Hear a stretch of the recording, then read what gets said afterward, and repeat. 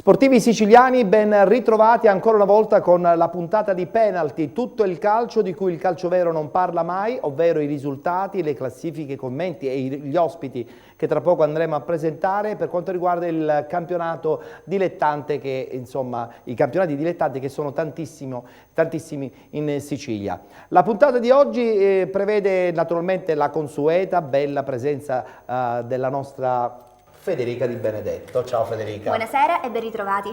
Anche se questi sono detti i giorni più freddi dell'inverno, tu sei assolutamente in veste estiva. Sì, ma qui dentro con questo calore si sta benissimo. Va benissimo.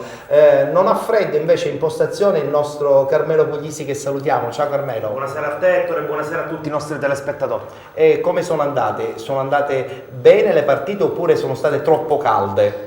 Nei campionati dilettantistici il calore non manca mai. Non manca mai. Il furore agonistico. Diciamo che sotto il profilo delle siciliane, specie in Serie D, è stata una domenica un pochettino agrodolce. Qualcuna sorride, qualcuna un po' meno, adesso vedremo.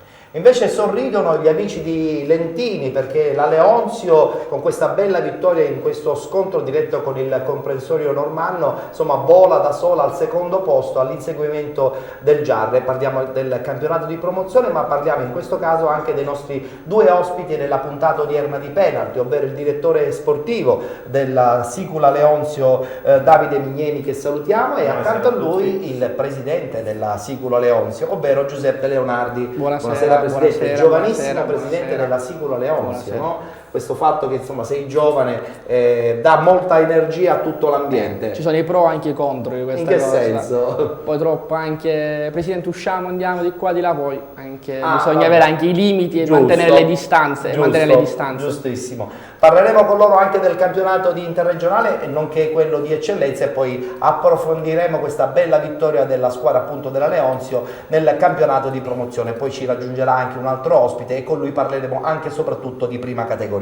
Subito i risultati e la classifica del campionato di interregionale, e la parola naturalmente la diamo alla nostra bella Federica.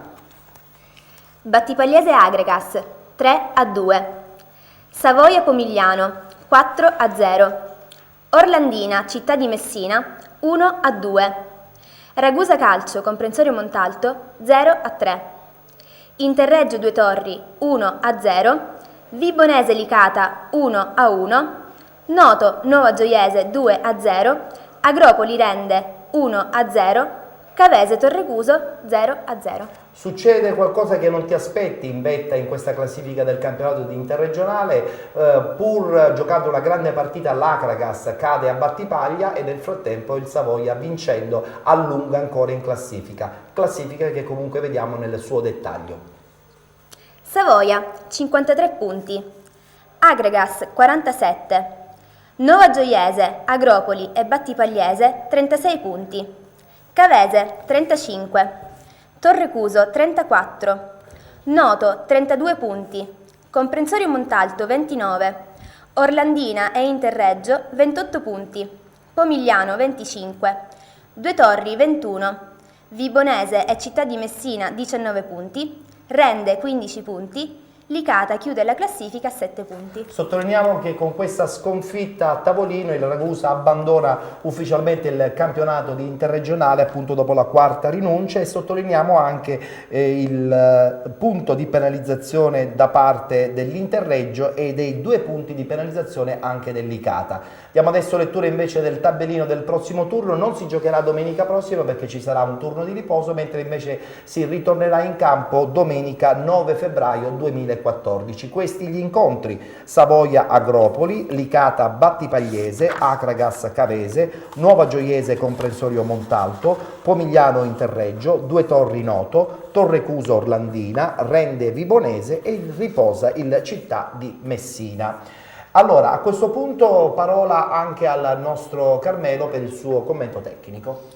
Dicevamo prima, avevamo anticipato già qualcosa, non è stata una bellissima domenica per le siciliane di Serie D. L'Acregas forse oggi lascia un pezzo di sogno di Lega Pro. A Battipaglia è stata una partita rocambolesca. L'Acregas di Pinoricoli vinceva 2-1 con il gol di Saraniti, ma la tripletta di uno strepitoso Manzo ha regalato i 3 punti alla Battipagliese. C'è tanto rammarico per come è andata la partita, ne ha approfittato il Savoia che ha travolto 4-0 nel derby della provincia di Napoli, nel derby del Vesuvio, ha travolto 4-0 il Pomigliano. Tra le siciliane sorride soprattutto il Noto che teoricamente, battendo la Nuova Gioiese, rimane in corsa anche per i playoff, un traguardo simbolico visto che anche a causa della riforma dei campionati i playoff serviranno a poco o a nulla. Nel derby messinese, nel derby fratricida di Capodorlando, il Città di Messina si riscatta rispetto alle ultime settimane in cui anche con tanta sfortuna ha lasciato tanti punti per strada, espugnando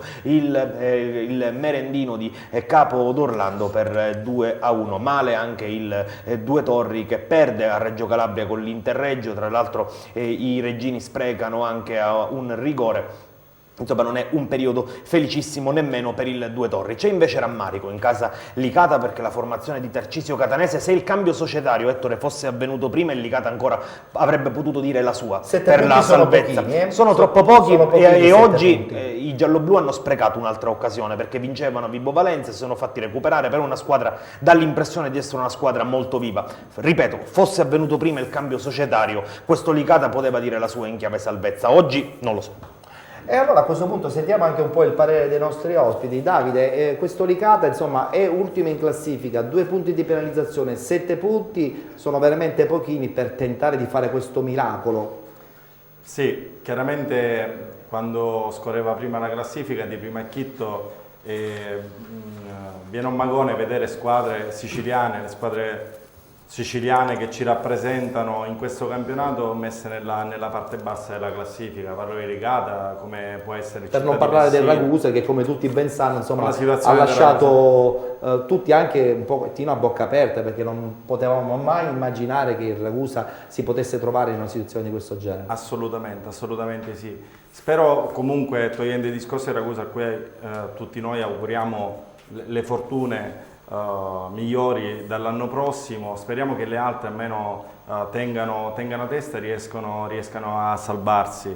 Parlo del Licata che è anche una situazione molto deficitaria. Il Noto è in una posizione abbastanza tranquilla. Il Noto è l'unica squadra che, avendo passato anche lei dei periodi non belli a livello societario, è riuscita ad essere compatta, a ricompattarsi e quindi a fare dei risultati abbastanza interessanti. Presidente, ma a questo punto questo duo di testa Acragas-Savoia vede in questo momento la squadra campana un po' leggermente favorita, ma io non credo che l'Acragas abbia già abdicato. Ma come organici parliamo di 2 grandi squadre attrezzate sicuramente, 2 squadre fatte per vincere questo campionato.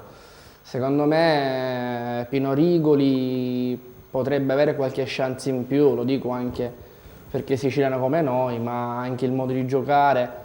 Sono due gran belle squadre, se la giocheranno sarà lotta fino all'ultimo, anche sì. se attualmente giustamente il Savoia insomma, comanda con qualche punto notevole di vantaggio. Sì. Vabbè, vedremo già dalle prossime settimane come andrà a finire questa bella avventura della squadra di Rigoli nelle zone altissime, stanno cercando di ritornare nel calcio che conta. Adesso a questo punto, prima di parlare del campionato di eccellenza, vogliamo ricordare un incontro che si è disputato proprio a metà di settimana, ovvero la finale del campionato di eccellenza, la finale di Coppa Italia del campionato di eccellenza. Vittoria della San Pio, Carmelo, erano molto determinati quando abbiamo avuto ospite Sergio Anfuso la scorsa settimana, quindi evidentemente l'energia era quella giusta per battere una squadra forte come quella del Marsala. Sì, tra l'altro sul campo neutro di Brolo è stata anche una bellissima partita, il Marsala è riuscito a pareggiare a pochi minuti dalla fine, solo ai calci di rigore poi la San Pio è riuscita ad imporsi. La settimana scorsa col direttore Anfuso c'era parso che comunque la San Pio punta soprattutto ormai sulla Coppa. Certo, e allora guardiamo questa clip riguardante appunto questa bella vittoria della San Pio ai calci di rigore contro un fortissimo Marsala, squadra che vince dunque la Coppa Italia di eccellenza, trofeo provenzano.